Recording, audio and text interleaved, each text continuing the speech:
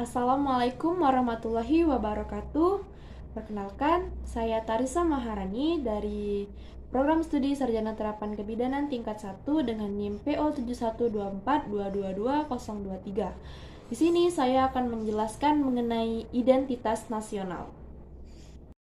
Sebelum kita membahas lebih jauh mengenai identitas nasional, sebaiknya kita mengetahui apa itu identitas nasional.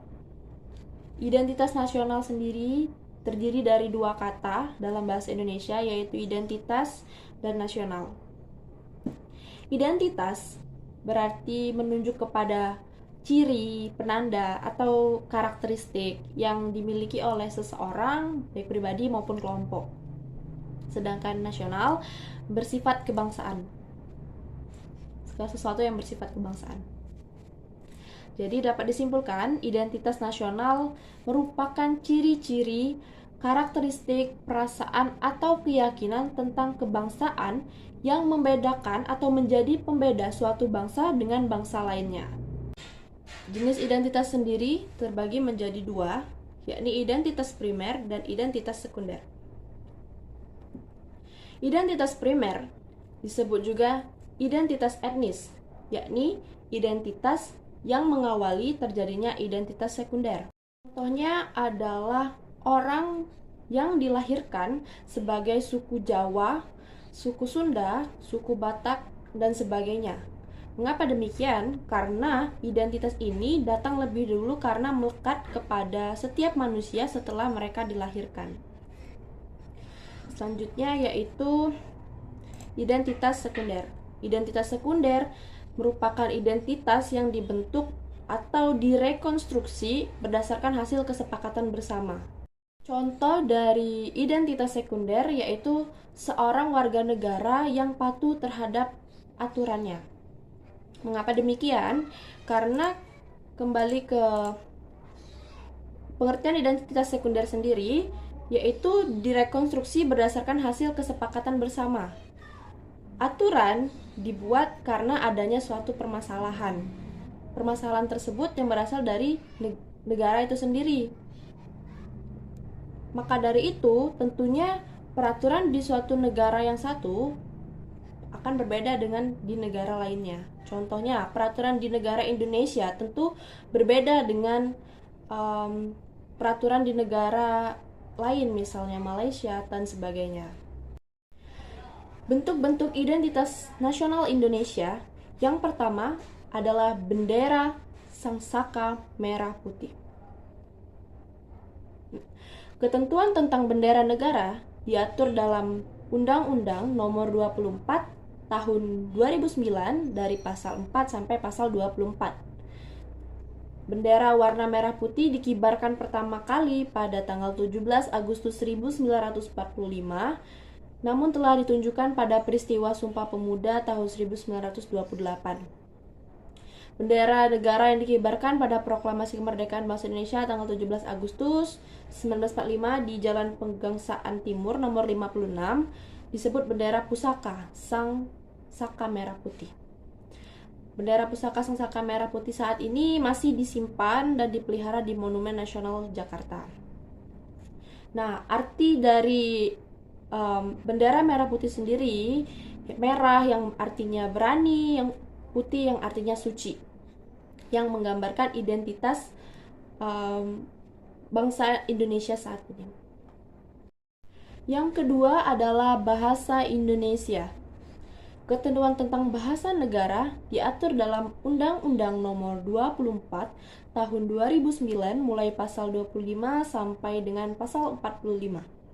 Bahasa Indonesia sebagai bahasa negara merupakan hasil kesepakatan para pendiri NKRI atau Founding Fathers yang berasal dari rumpun bahasa Melayu yang dipergunakan sebagai bahasa pergaulan atau lingua franca, dan kemudian diangkat dan diikrarkan sebagai bahasa persatuan pada Kongres Pemuda II tanggal 28 Oktober 1928.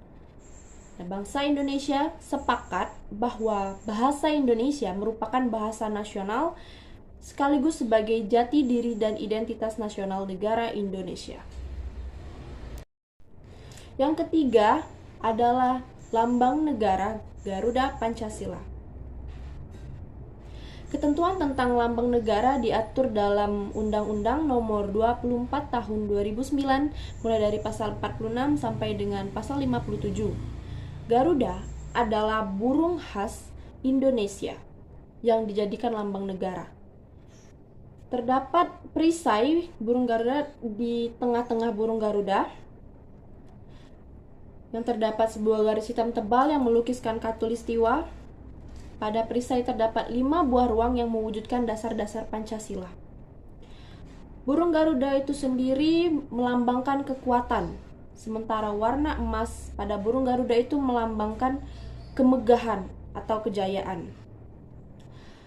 Di mana jumlah masing-masing sayap bulunya berjumlah 17 yang bermakna tanggal kemerdekaan Indonesia. Pada bagian ekor terdapat 8 jumlah bulunya yang melambangkan bulan kemerdekaan Indonesia, yaitu bulan Agustus. Sedangkan di pangkal ekor atau perisai berjumlah 19 dan di lehernya yang berjumlah 45, yang ketika digabungkan akan menjadi 1945, yaitu tahun kemerdekaan negara Republik Indonesia. Nah, di kedua kaki burung Garuda mencengkram erat pita yang bertuliskan Bhinneka Tunggal Ika, yang merupakan semboyan yang melambangkan persatuan bangsa Indonesia dengan segala perbedaan yang dimilikinya.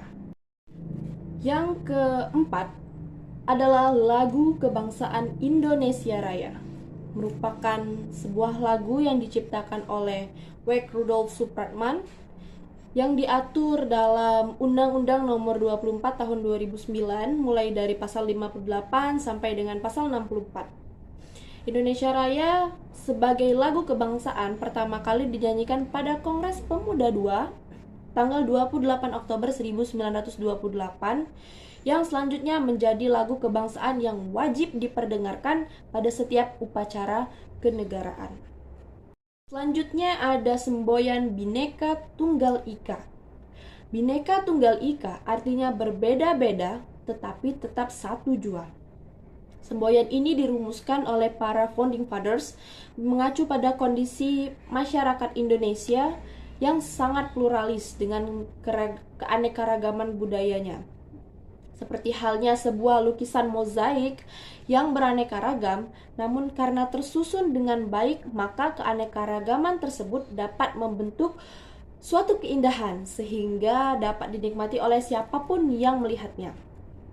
Semboyan Bhinneka Tunggal Ika mengandung makna juga bahwa bangsa Indonesia adalah bangsa yang heterogen. Tak ada negara atau bangsa lain yang bisa menyamai Indonesia dengan keanekaragamannya. Namun tetap berkeinginan untuk menjadi satu bangsa, yaitu bangsa Indonesia. Yang selanjutnya adalah urgensi identitas nasional. Yang pertama, dikenal oleh bangsa lain. Nah, dengan adanya identitas nasional, kita jadi bisa dikenal oleh bangsa lain. Apabila kita sudah dikenal oleh bangsa lain, maka kita dapat melanjutkan perjuangan agar tetap mampu eksis sebagai bangsa sesuai dengan fitrahnya. Sebagai contoh, tarian-tarian Indonesia, contohnya tari saman dan sebagainya, itu yang bisa menjadi identitas nasional, sehingga bisa dikenal oleh bangsa lain. Yang selanjutnya itu sebagai kelangsungan hidup negara. Tidak mungkin suatu negara dapat hidup sendiri, sehingga setiap negara pasti memiliki keterbatasan dan memerlukan bantuan atau pertolongan dari negara atau bangsa lainnya. Yang menjadi contoh adalah kegiatan ekspor impor. Nah, Indonesia dikenal sebagai negara yang memiliki kekayaan alam yang berlimpah, kekayaan laut yang berlimpah, sehingga orang-orang dari luar negeri, misalnya dari Eropa yang membutuhkan seperti halnya rempah-rempah atau ikan-ikan laut, akan melakukan impor dari Indonesia, dan Indonesia akan mengekspor kekayaan alam tersebut dari ke luar. Sedangkan produk-produk yang Indonesia tidak mampu memproduksinya, maka akan mengimpor dari luar negeri untuk diekspor ke Indonesia.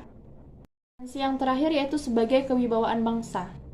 Dengan saling mengenal identitas, maka akan tumbuh respect atau saling menghargai, mutual understanding atau kesepahaman, dan tidak ada stratifikasi dalam kedudukan antar negara dan bangsa.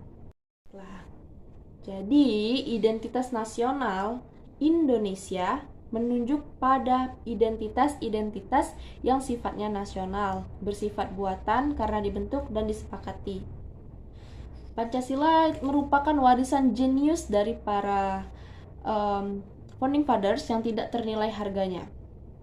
Identitas nasional sendiri sangat penting bagi Indonesia, sebagaimana dilihat dari urgensi sebelumnya, yaitu agar dikenal bangsa lain, sebagai kelangsungan hidup negara Indonesia sendiri, dan sebagai bentuk kewibawaan negara. Saya rasa sampai sini penjelasan saya mengenai identitas nasional. Mohon maaf apabila ada kata yang kurang berkenan. Kepada Allah saya mohon ampun.